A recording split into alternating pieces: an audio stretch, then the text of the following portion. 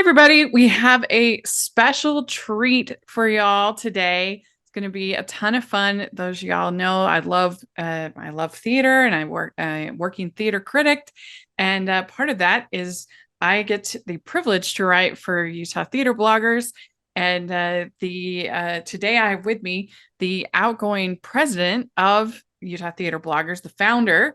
Russell Warne is here, and Russell, thank you so much for coming on and talking with us. And thanks for chatting with me. I appreciate it, Rachel. Yeah.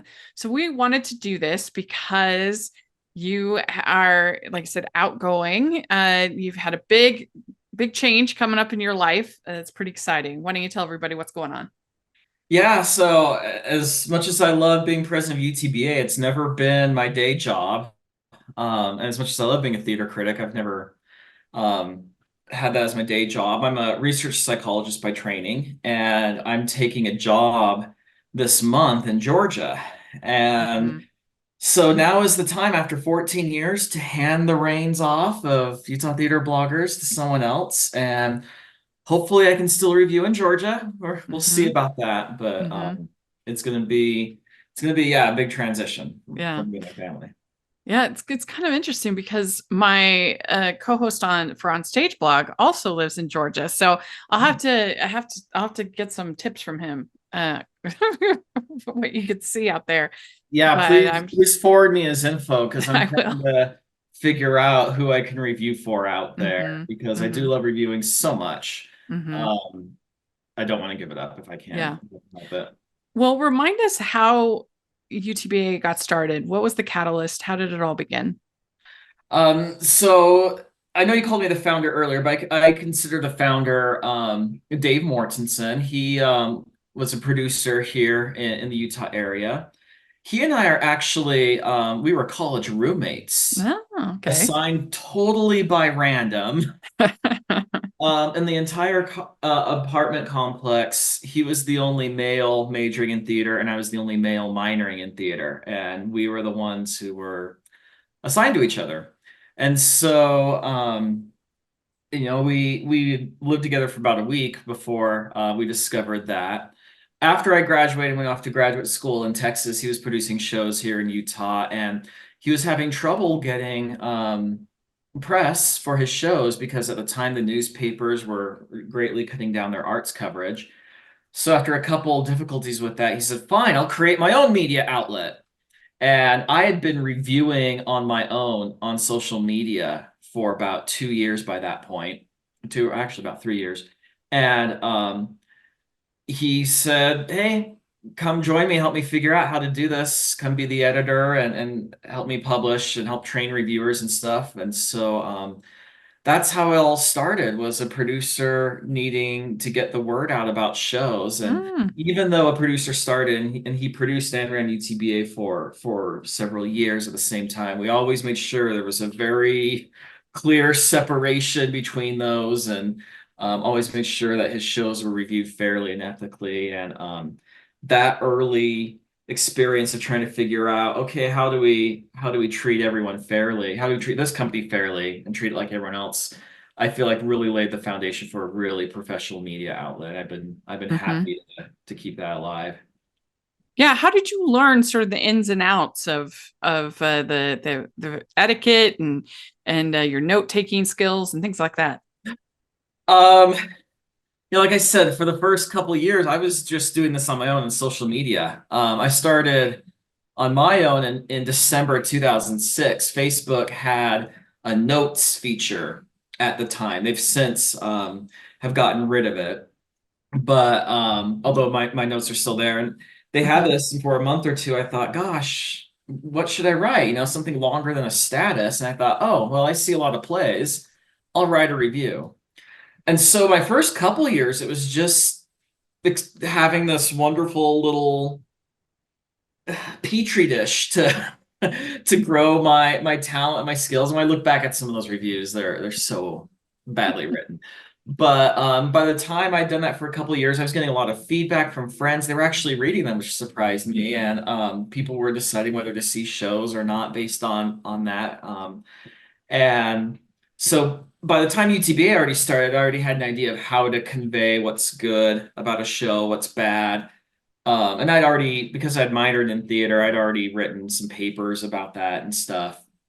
And then as far as the etiquette and stuff like that, well, until UTBA started, I was just doing it on my own. I was always just as a patron. I bought my ticket, took my notes. Mhm. I did learn very fast, probably only after one or two reviews, that it's much, much, much harder to write an informative review if you don't take notes. And so I've taken notes almost from the very beginning. And my earliest reviews, I would just say directing, 3 stars out of 5, acting, 4 out of 5, visual, technical, script, another, script and score if it's a musical. Um, and so that was how I originally divided up my critics notebook. In fact, I have my notebook from the last show I reviewed right here, and I still have it to this day divided: directing, choreography, acting, visual, technical, script, and score. Oh, wow. And That's so neat. I'm not as I haven't mastered the note taking yet. It still looks like a kindergartner. it looks I'm like not good at chicken writing in the dark. scratch. It looks like chicken scratch, don't get me wrong, but just knowing that, oh, I'm thinking of something about the directing I want to jot down, knowing which quadrant of the paper to Uh-huh. put it in, it really helps a lot when I'm at home. Um, if it's a short play or a play I know really well, then I only read through the notes about once. It's mostly just a memory aid. Mm, Um, and just over time, I've gotten better at figuring out what makes the cut to be hmm talked about and what doesn't. And so, about a third of the time, in the last half of Act Two, I'm already just outlining the review in my head. And then when I get home, I just have to type it out, and I might not refer to my notes much at all. But just writing helps me remember better, and then I can refer to it when I need to. mm. But yeah, writing in the dark is not easy. You get It's better not. at it over time, though. But yeah, I feel sorry for anyone who has to try to read these notes when I'm gone and figure out how I wrote my Yeah. reviews. Are you a fan of Rachel's reviews? Do you look forward to Family Movie Night, Female Film Critics panels, or the Talking Disney podcast? If so, please consider supporting the podcast by becoming a Patreon. As a patron, you get to access monthly events such as the watch-alongs and Q&As, where you get to talk to stars and find out the behind the scenes of the movie making industry. And you can pick what I review for Family Movie Night or even become a guest on the podcast. Podcasts and YouTube channels are expensive, and I really, really could use your help. I would so appreciate it.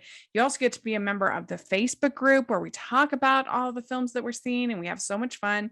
Go to patreon.com/hallmarkies and select one of the Rachel's fan tiers. That's patreon.com/hallmarkies. How do you think that your criticism or your critiques have evolved as a critic over the years, like from your life experience? Do you appreciate different things now than you did before? Do you did you used to get annoyed by certain things that now you don't really care, or just evolve? Yeah, my earliest reviews, it was all about, is this show worth seeing? And that serves a purpose. Mm-hmm. A lot of people read reviews so they can figure out whether they want to spend the money to see a show. I mean, the show I reviewed most recently, How to Succeed in Business Without Really Trying, um, adult tickets start at $39 and they only go up from there. So that is valuable to give, consumer reports Mm-hmm. of, is this show worth your money? Um, but as I got feedback from artists, as I talked to people who I'd reviewed, and I've learned now that it's a very broad audience. Yes, you still have those potential audience members who might read your review, but directors, producers, actors, designers, I've had, in my capacity as president of UTBA, I've had casting agents email us and say, hey, we're thinking of hiring an actor. Here's what one of your writers said about him or her. What are your standards you judge people by? And so when all of a sudden you realize, oh my gosh, this isn't just because Consumer Reports I'm writing for. It's a huge audience, and at our training in August, we had some directors talk about critiquing directing. They said, "Oh, I read UTBA reviews just to see how other people have handled certain aspects of the script, see what works, what doesn't. I can discard certain ideas." And so now I'm no longer writing just for the potential audience member today. I'm now writing for posterity, for artists, for all sorts of other groups. And that's, I think, the biggest change that I've made since I started writing reviews, 17 years ago. Yeah, that's interesting. So when you get when you've gotten an application for a new writer, what is it that makes what do you look for most? What makes somebody stick out?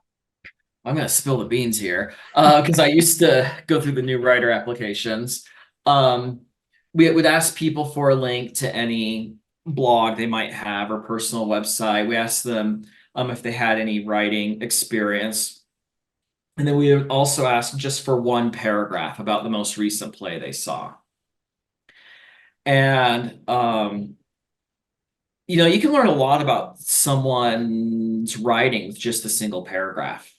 So I look at how coherent it was. Are they writing about more than just, "Oh, I saw Much Ado About Nothing. It was so good. I laughed a lot. Wow, that Shakespeare could make a good joke. Go see it." I mean, if it was that shallow, and I sometimes got those, I Hmm. thought, oh, there's no way I'm going to teach this person to analyze and critique.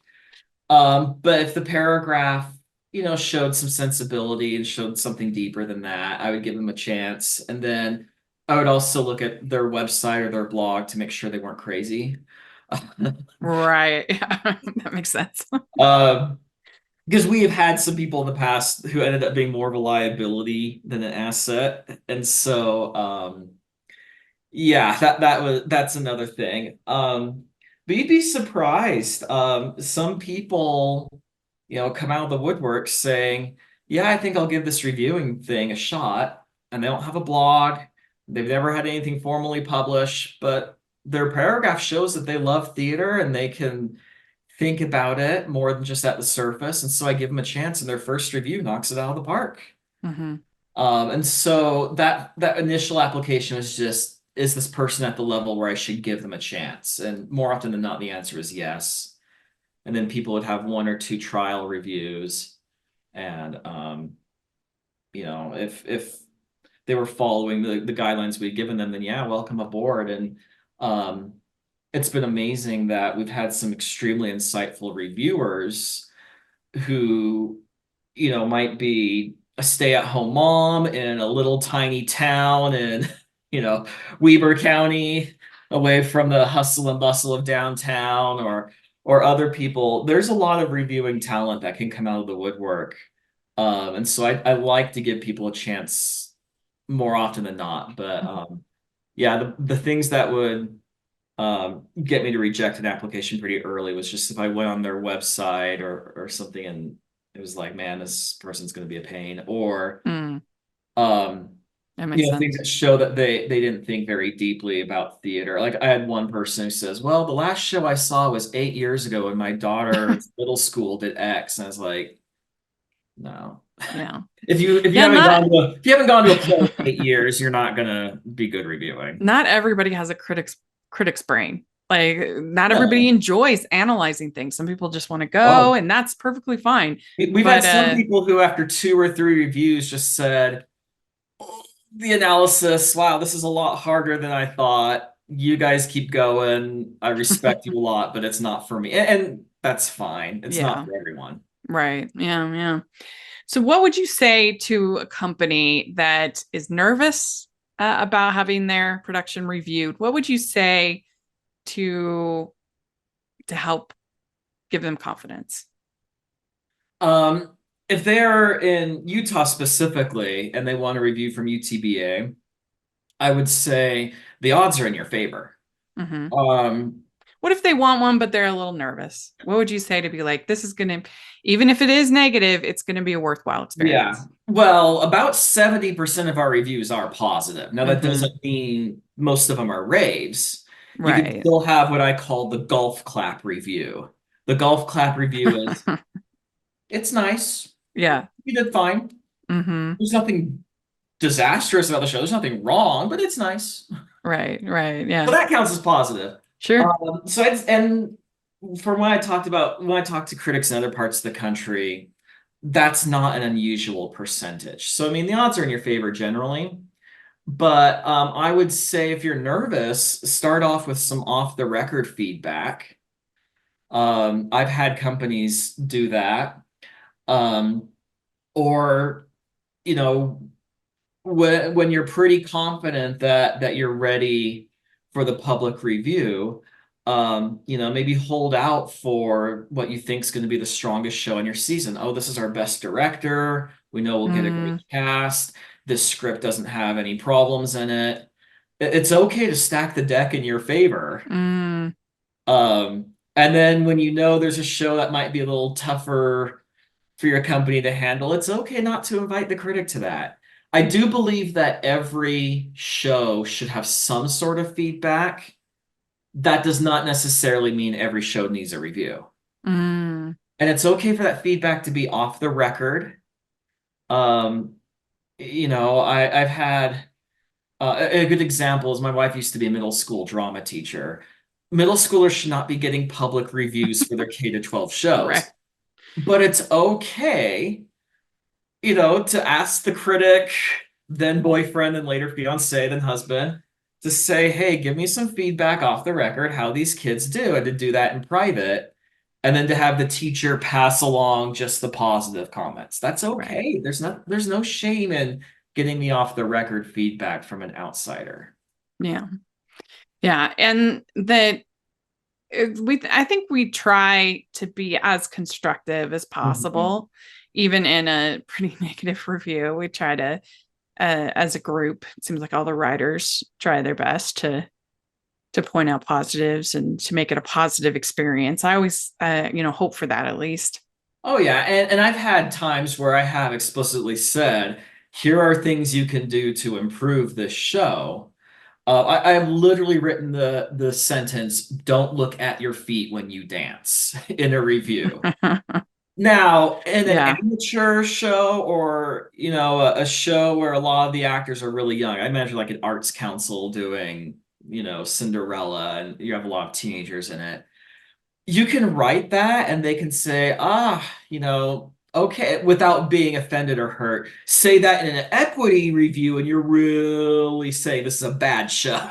Mm, hmm I mean, hmm sometimes the same comment can be taken different ways depending on the context, but um, yeah, we're generally pretty constructive at UTBA, and that's very common with critics nationwide. We want to see good art. We want we want good art, and I've had a lot of companies or directors or whatever reach out behind the scenes and say, "Hey, because of your review, we changed X, Y, and Z. The show's even better now." hmm Yeah. Well, what do you think that theater provides audience members that other visual arts can't? The film, other arts, ballet, things like that. What do you think is special about theater? Well, compared to other Opera. popular modes of storytelling, so compared to movies and TVs, we're always going to have the advantage of the immediacy. Look, I really love watching a strong performance from an actor on TV or in the movie theater. I get that. And Hollywood, because of the money, can attract some of the best actors in the English speaking world. And it is marvelous to watch it. But there is something incredibly special about that live in-person experience. Yeah. And, I've reviewed people who aren't famous or who have, day jobs or even, like I said, teenagers even who have moved me a great deal. And some of the reason why is because they are in the same room with me and I am watching start to end, no cuts, no retakes, a performance that really makes a story come alive. And that is something that no art form can ever take away from theater. Compared to things like ballet, opera, they have that immediacy too, but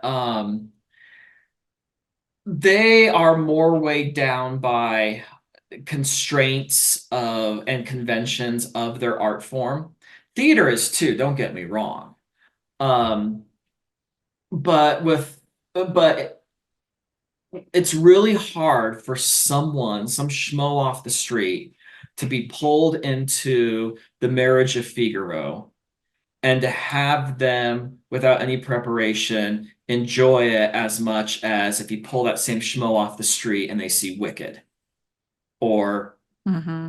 you know, a show like The Importance of Being Earnest, which even if I don't like, a lot of people do. Mm-hmm.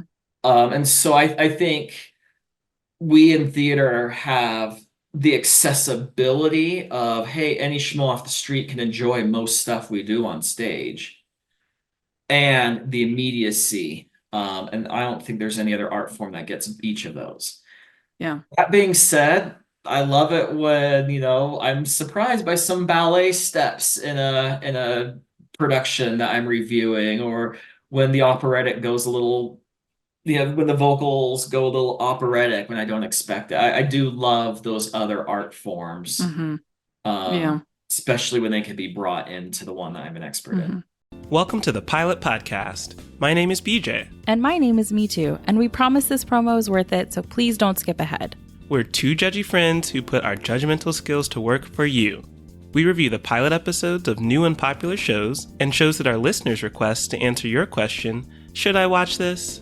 Look, a lot of us are spending a lot more time at home, and yes, we should be reading and trying new projects and enriching ourselves, but does anything beat binging a great show? Let us take the guesswork out of deciding what your next show will be. Tune in to The Pilot Podcast at thepilotpodcast.com. What will you miss the most about UTBA? Oh, I'll miss the people. Getting together in person once or twice a year that we did was always just the highlight of my month. I was always excited for it because you had a lot of different reviewers and critics from different walks of life and backgrounds. And what do we all have in common? We all love the stage, and we can all talk about it without stopping for hours and hours and hours and hours. And we do it, these get-togethers, and I love it so much. And I love disagreeing with these people. I just mentioned, for example, offhand, I really don't like the play The Importance of Being Earnest. There's some of our reviewers who just think it's one of the best straight plays ever written. And I love that difference of opinion and how we can disagree and air one another's opinions and learn from one another. Yeah.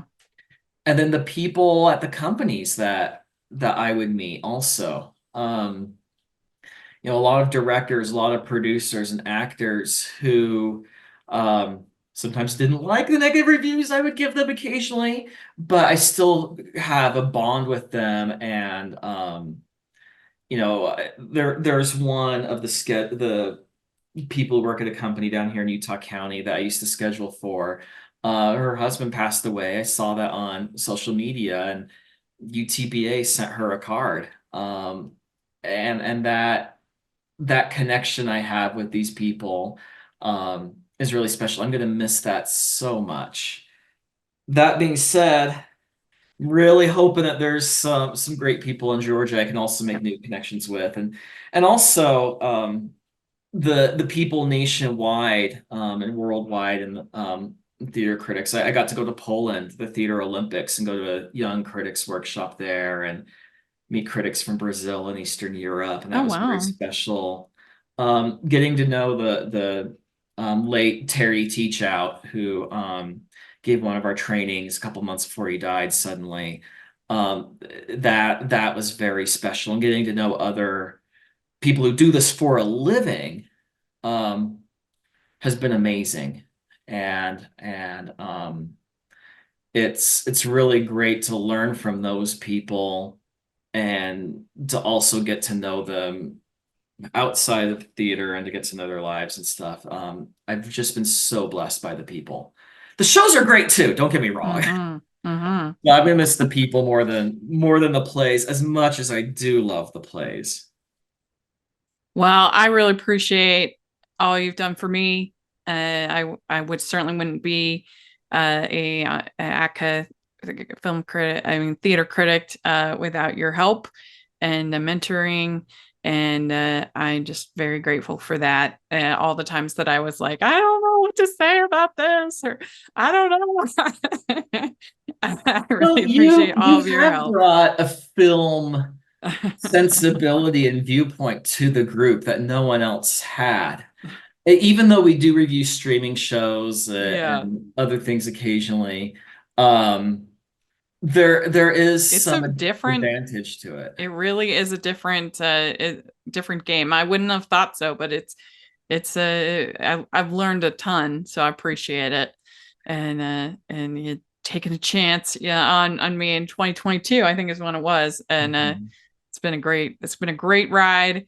And Wasn't I'm a just student show your first? mhm. No, yeah, student show was the your first the one. 39 steps at Oh, that's BYU, right. which is a That's show right. I love. So it was perfect.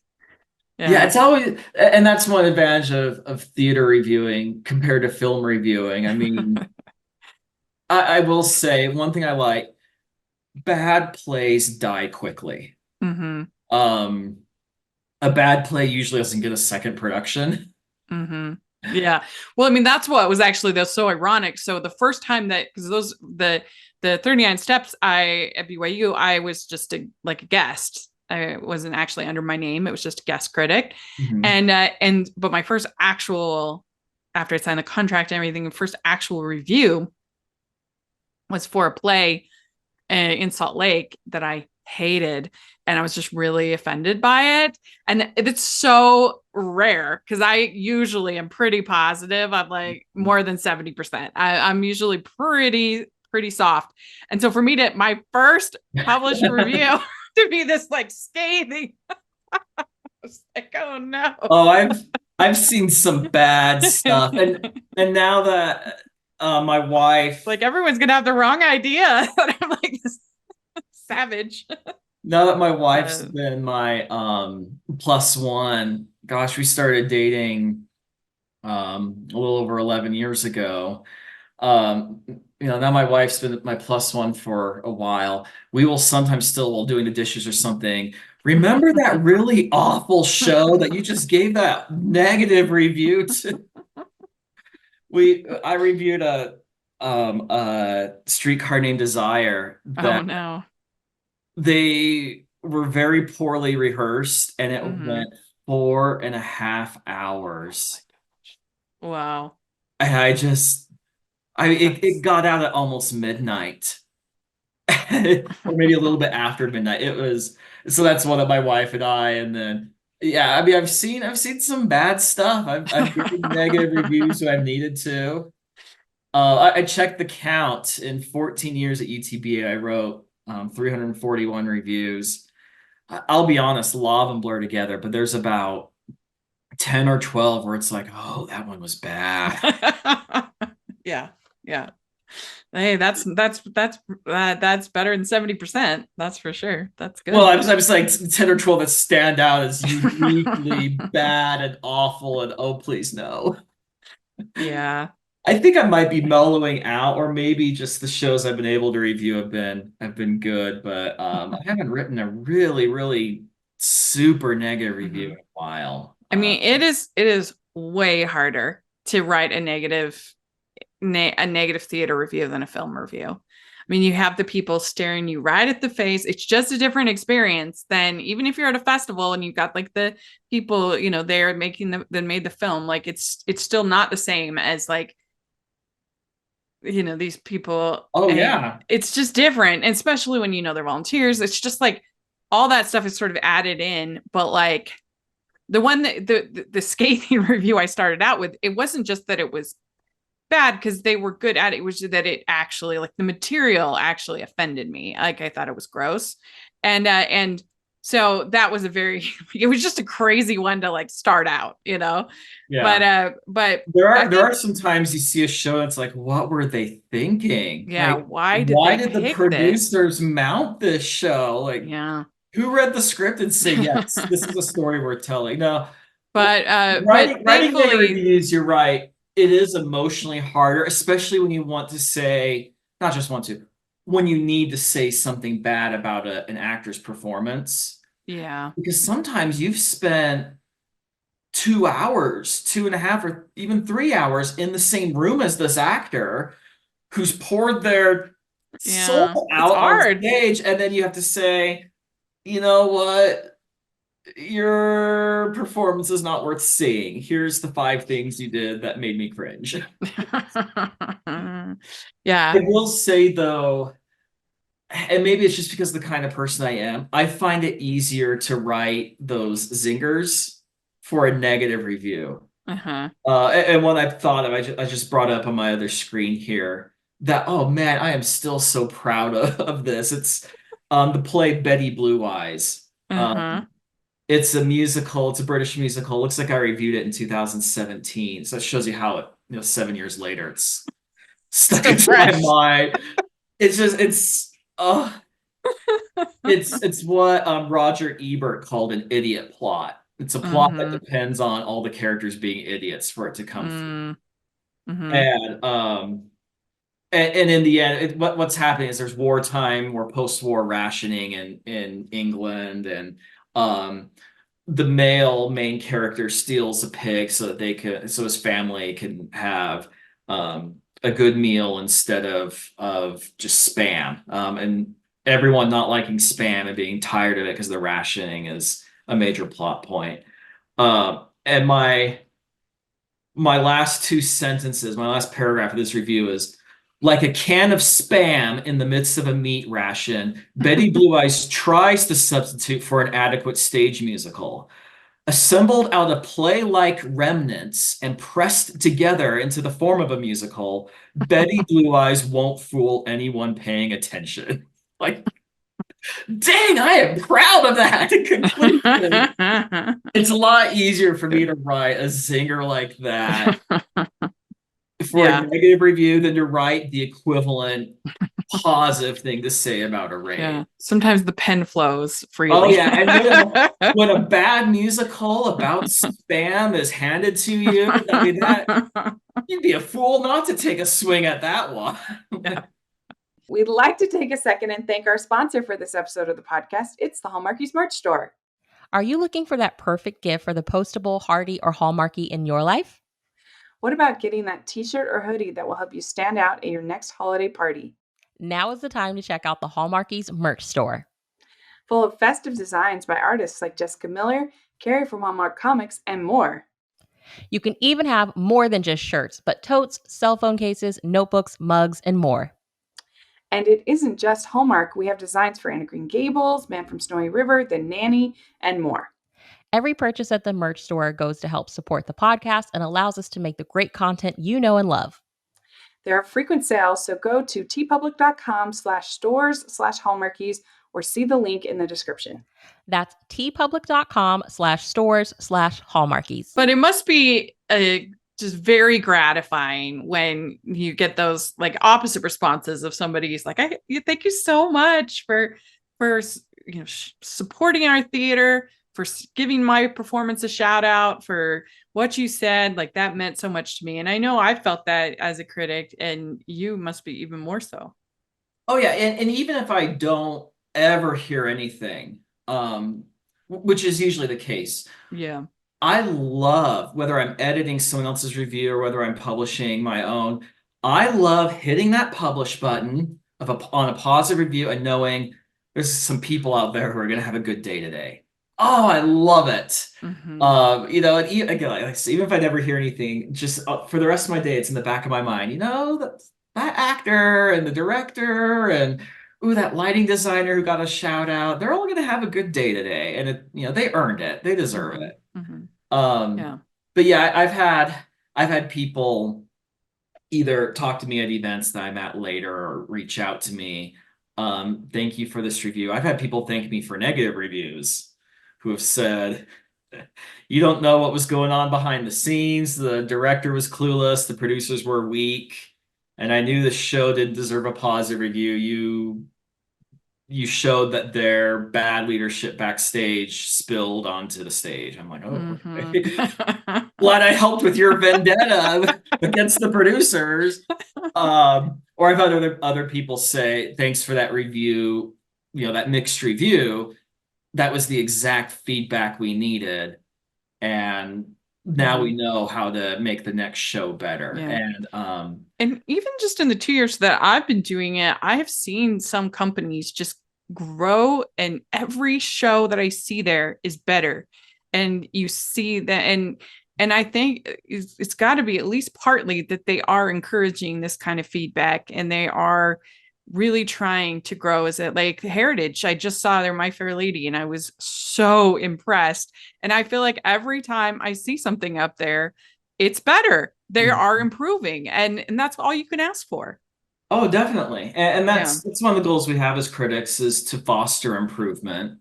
A really good example that I can point to is the Sierra. I first saw a Sierra show when I was an undergraduate student. That would have been 2002.